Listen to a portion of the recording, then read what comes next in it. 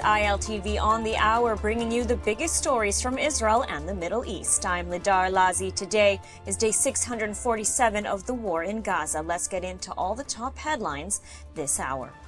The IDF is continuing intensive operations in Gaza. Over the past 24 hours, the IDF struck over 150 terror targets. IDF troops are operating on the ground in Beit Hanun in the north and in Khan Yunis in the south. Meanwhile, Air Force targets included weapons storage facilities, anti-tank missile launchers, sniper posts, and terror cells. The IDF has also named the senior terrorist operative killed in the airstrike in Gaza in the past 2 weeks. Hamas and Islamic Jihad commanders who were involved in the terrorist efforts to regroup. The Army and Shin Bet issued a joint statement saying they are systematically working to prevent the terrorists from regrouping, saying, "We are tracking the commanders and will continue to eliminate them." The IDF also acknowledged that a strike near a Gaza water distribution point was an accident. As Israeli aircraft pounded across the strip, a number of civilian casualties were reported. Meanwhile, U.S. President Donald Trump remains confident that a ceasefire between Israel and Hamas in Gaza can be reached within the week. Over the past several weeks, including the time before, during, and after the White House meetings with Prime Minister Netanyahu, Trump has repeatedly given timelines for a deal that have yet to materialize. In his latest comment, Trump said this. Gaza, we are talking, and hopefully we're going to get that straightened out over the next week. Let's see what happens. And also, U.S. envoy Steve Witkoff is sounding hopeful. He will be meeting with Qatari officials in the coming days on the backdrop of FIFA. And Witkoff and Trump's optimism comes as talks in Doha appear to be at a standstill, although Palestinian sources are saying it's too soon to call the mediated talks a failure. Hamas is reportedly seeking what it calls improvements in certain provisions relating to the Israeli withdrawal from the city of Rafah on the southern border with Egypt.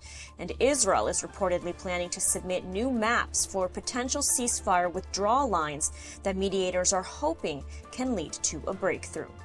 And now, Palestinian Authority President Mahmoud Abbas is also chiming in. Abbas is calling for the release of the hostages held by Hamas.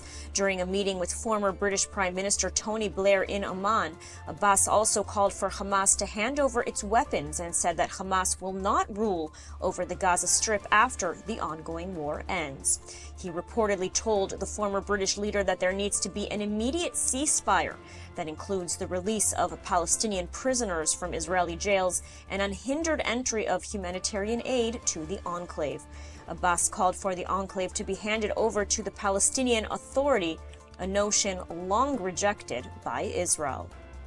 And meanwhile, as reported here on ILTV yesterday, an injured victim from an Iranian missile attack on June 15th has died of her wounds. Filipina caregiver Leah Mosquera, aged 49, succumbed to her wounds suffered when the missile impacted a residential area in Rehovot. She was hospitalized in critical condition for nearly a month and underwent multiple surgeries and efforts by Israeli doctors to save her. Her body will be returned to the Philippines for burial. Meanwhile, 1 month after the start of the war, and close to 50,000 claims have been made by individuals and businesses for property damages from Iranian rockets. There were over 39,000 claims for building damages and just over 5,000 for damaged cars and 5,000 more for other damaged property. To date, the tax authority has paid out over 305 million shekels in claims, and the hardest hit cities were Tel Aviv with over 11,000 claims, then Ramat Gan and Rehovot. And that's all the news for now on this ILTV on the Hour. Stay tuned with us for updates every hour on the Hour here on ILTV. I'm Lidar Lazi. Thanks so much for watching.